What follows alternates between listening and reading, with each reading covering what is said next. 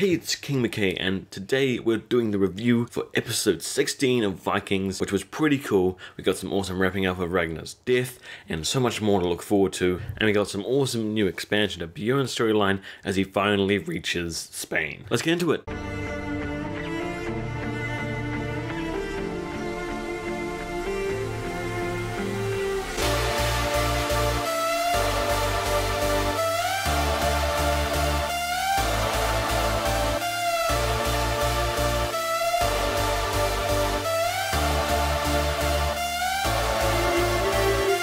Okay, so we start this episode with a lot of people just sitting around talking to each other. So we start off with Lagertha and Astrid, then we move to Judith, Adolf, and King Lothbrok. Then we cross over to the two sons of Ragnar, Ivar and Sigurd, and finally all of Kattegat in a big huddle talking and convening. This episode definitely felt like a wind down from last episode, trying to let us understand the preparations, what's going on for most of the story apart from Bjorn, which was a nice way to do it because it gave us some closure on Ragnar's death and seeing what people will do and how the future is going to align for Vikings, and it's not going to be too grim without Ragnar. So to start off with the episode, we have that town hall meeting in Kattegat where Lagertha addresses her people for the first time and acknowledges that Ragnar could be dead. What I found really funny was the moment when she said, "You guys have me ruled properly for a very long time." Now Kattegat may have become a super influential center of all Viking culture, awesomely powerful, really rich trading center, but no, you've been ruled shit for ages. Well, she does have a point about the defenses because, you know, she broke them and took over the place. She's talking about how would you dare let yourself so vulnerable,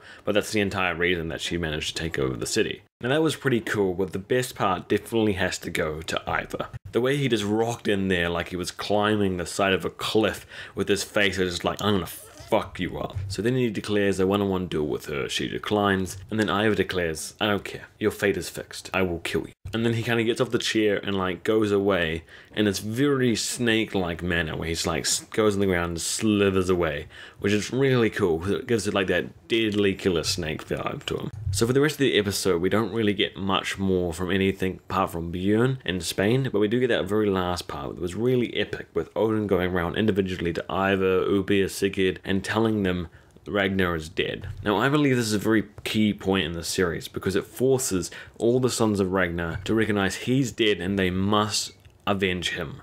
They must go to England sooner rather than later. This means all the politics about Kattegat, revenging their mother, invading Spain and the Mediterranean, all have to be put on hold.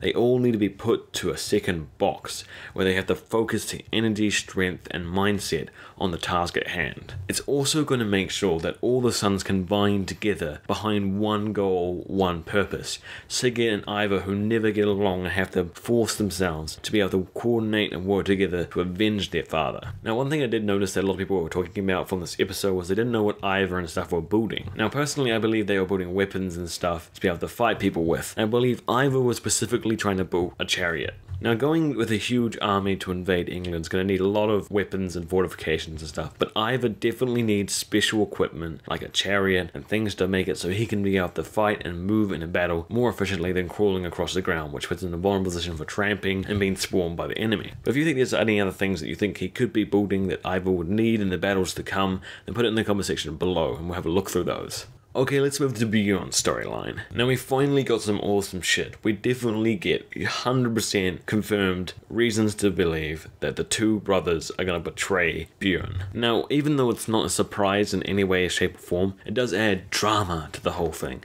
But I do feel like it's going to be cut short and it won't really be flushed out as a proper betrayal scheme until we know whether he's going to head back to join the other sons of Ragnar to avenge him or carry on with his adventures. So they arrive in Spain and they're ready to just destroy this people who aren't prepared, have little to no defenses, and take all the wealth and slaves that they can possibly get. Now definitely the most interesting parts about this episode was introductions of how they introduced the culture and the religion to the Vikings. Now mainly this centers around Floki and how he explores it, and it's very interesting because it's a different response that he had when he first came across Christianity as youth. It's possible he's taken more of a Ragnar approach to be curious and see what it is, or maybe he just feels like there could be the thing to fill him up like he was saying on that boat.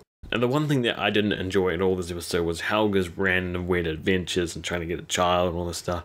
It really felt really annoying and distracting, and even some of the Floki stuff felt a lot too empty for me for this episode. But who knows, it could be a lot better in the next episodes. The main thing that kept happening over and over again in this raid was these tense moments with the brothers. This raid must have made them so much more confident. These people were bitches, they cared too much about the people they're raiding against, protecting children and people in the other faiths, and a whole bunch of reasons just stacking up, and they're just so bewildered by their way of reacting. But for now, they're just keeping calm, staying cool, and waiting for the perfect moment to truly bring out their betrayal and become the kings of all Norway. So we end off the episode with Bjorn from him finding out that Ragnar is dead by a voice in the wind. What I really want to see next episode is how Bjorn reacts to this news, what he does with his adventure because of it, and Roldor's reaction, which will be really interesting. But that's mainly what's going to happen next episode. This episode was really good. I thought it was strong, even though it wasn't a hugely exciting episode. It was kind of just catching up, giving us the understanding of what people reacted to Ragnar's death, and some awesome new expansion on Bjorn's episode. Thanks for watching. Make sure to comment what you think the next episode of Vikings will hold for us, and all the awesome theories and stuff that you've made about this fantastic show that's just ramping up. Other than that, I'll see you guys next time.